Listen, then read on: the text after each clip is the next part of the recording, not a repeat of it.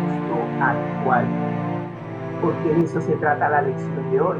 La historia del buen samaritano, cómo se aplica hoy en nuestros días. Así que vamos a estar leyendo Lucas capítulo 10, versículos del 30 al 37, son 7 versículos. Y vamos a ver cómo resumiríamos lo que Jesús quiso dar a entender en esta historia. Y estamos leyendo la parábola del buen samaritano, pero tomándolo desde el versículo 30. Y nos dice lo siguiente: cuando el doctor de la ley le pregunta, ¿y quién es nuestro prójimo? Bueno, Jesús responde: un hombre descendía de Jerusalén a Jericó y cayó en manos de ladrones, los cuales le despojaron e hiriéndole se fueron dejándole medio muerto. Wow. Aconteció que descendió un sacerdote por aquel camino y viéndole pasó de largo. Asimismo, un levita, llegando cerca de aquel lugar y viéndole, pasó de largo. Pero un samaritano que iba de camino vino cerca de él y viéndole, fue movido a misericordia. Y acercándose, vendó sus heridas y echándoles aceite y vino, y poniéndole en su cabalgadura, lo llevó al mesón y cuidó de él. Al otro día, al partir, sacó 2 denarios y los dio al mesonero y le dijo: cuídamelo, y todo lo que gastes de más, yo te lo pagaré cuando regrese. Wow. ¿Quién pues de estos 3 te parece que fue el prójimo del que cayó en manos de los ladrones? Y el doctor de la ley le dijo: el que usó de misericordia con él. Así que Jesús le dice: entonces, ve tú y haz lo mismo. Impresionante, ¿verdad? A mí me llama la atención esta escena en donde el samaritano le da los 2 denarios y le dice que cualquier cosa que gaste de más, él lo pagará cuando regrese. Y yo me quedé pensando, ¿en qué tiempo iba a regresar ese samaritano por ahí? Empezando por ahí.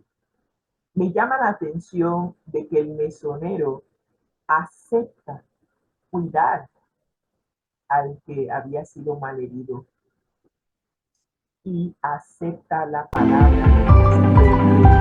El buen samaritano es una persona de criterio formado, es una persona responsable, es una persona que el mesonero conoce que va a cumplir su palabra. Esa imagen me recuerda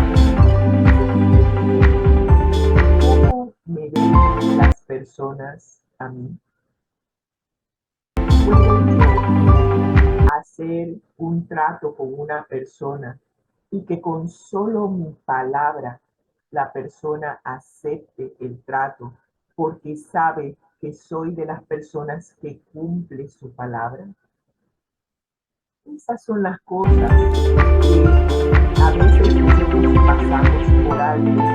Leemos las historias, pero no analizamos el mensaje que hay detrás de cada una de estas escenas. Y cada uno de los que pasó, digo, si nosotros nos pudiéramos analizar cada uno, el sacerdote, el levita, eso es para un sermón. Y un sermón de un día para cada uno que pasó, porque hay que analizar por qué el sacerdote, si él es sacerdote, se supone que él como líder principal debió poner el ejemplo. El levita es otro que era el que ministraba en el templo, era un líder en la iglesia, debió poner el ejemplo. Pero ¿quién puso el ejemplo? Uno que para los judíos era inmundo, era alguien con la cual ellos no trataban. Y a mí me llama la atención, me puse a pensar, y el que había sido asaltado era judío, porque si era judío y un samaritano lo atendió, eso hubiera sido todo un escándalo.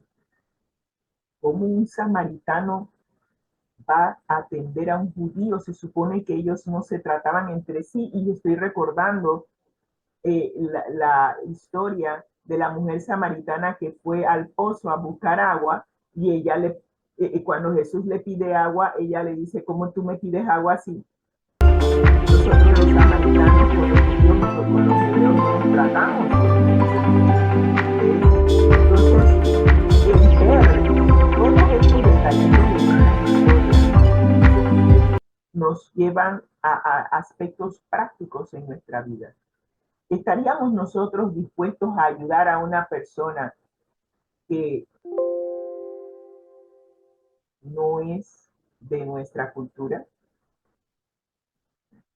¿Estaríamos dispuestos a ayudar a una persona que no es de nuestra clase social?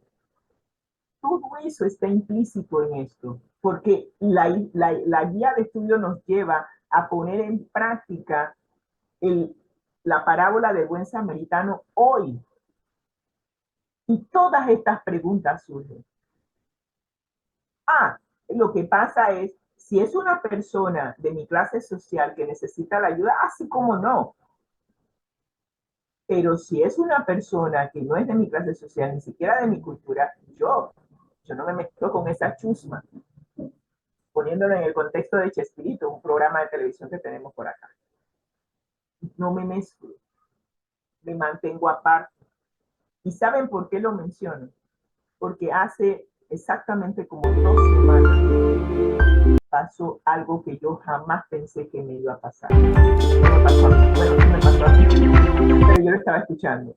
Mi buena amiga Elisa, que es no vidente, estábamos conversando y de repente me dice: Rosita, a veces yo me siento mal en la iglesia porque yo siento que la gente nos mira como bichos raros, a mí y a mi esposo que somos no videntes. Me doy cuenta de que nadie se sienta cerca de nosotros. Nos sientan en un lado y alrededor de nosotros no hay nadie. Y me hacen sentir como que si tuviera alguna enfermedad contagiosa, como que si el ser ciego es algo que se puede contagiar a alguien, y me hacen sentir muy mal. Y ella se puso a llorar del dolor que ella sentía por el rechazo que sentía de los miembros de la iglesia. Yo me quedé pensando: Dios santo, ¿cómo es posible? ¿Cómo es posible que nosotros decimos que amamos a Dios, pero al momento de tratarnos entre nosotros, ese amor no se ve?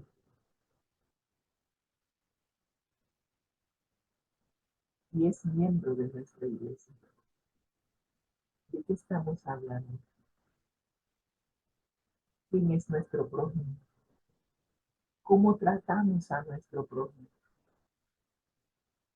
Y a raíz de lo que pasó, lo que ella me contó, la semana pasada nos encontramos con una persona no vidente que también conoce a Elisa.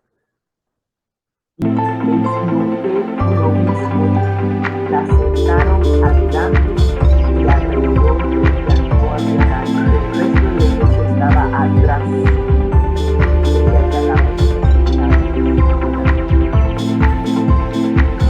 y yo le doy gracias a Dios que sin haberlo planificado, José me puso la silla justo al lado, enfrente de ella. Yo estaba enfrente de ella, pero sentada de lado.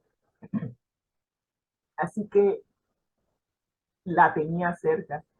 Y cuando terminamos el culto, me puse a conversar con ella, le toqué las manos, la abracé y le hice sentir como que ella es mi hermana, porque eso es, sí lo es. Y no es miembro todavía de la iglesia, está estudiando la palabra de Dios, pero ¿cómo podemos traer personas a la iglesia y no darle el cariño, el amor? Estamos dando estudios bíblicos, pero aún la mantenemos aparte. ¿De qué estamos hablando? ¿Quién es nuestro prójimo? Esa fue la pregunta de este doctor de la ley.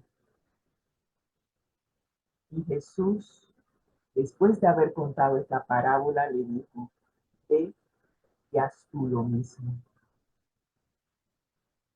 Vamos a lo largo de esta presentación a ver quién es nuestro prójimo. Ya les mencioné que las personas que tienen necesidades especiales también son nuestro prójimo, sean miembros de la iglesia o no.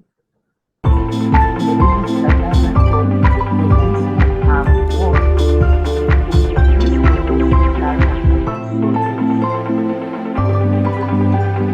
Hay personas a nuestro alrededor que han recibido un trato injusto. Esa es la pregunta. Y por eso, sin recordar que esta era la pregunta que seguía, el Espíritu Santo me hizo recordar lo que pasó con la hermana Elisa. Es un trato injusto. Ella no tiene la culpa de haber quedado ciega cuando todavía era joven. Ella veía antes. Ella nació siendo una persona que podía ver, pero en su juventud se le detectó una enfermedad que eventualmente la dejó ciega. Es un trato injusto. Y aún si hubiese nacido ciega, es un trato injusto ponerla en una esquina y apartarnos de ella.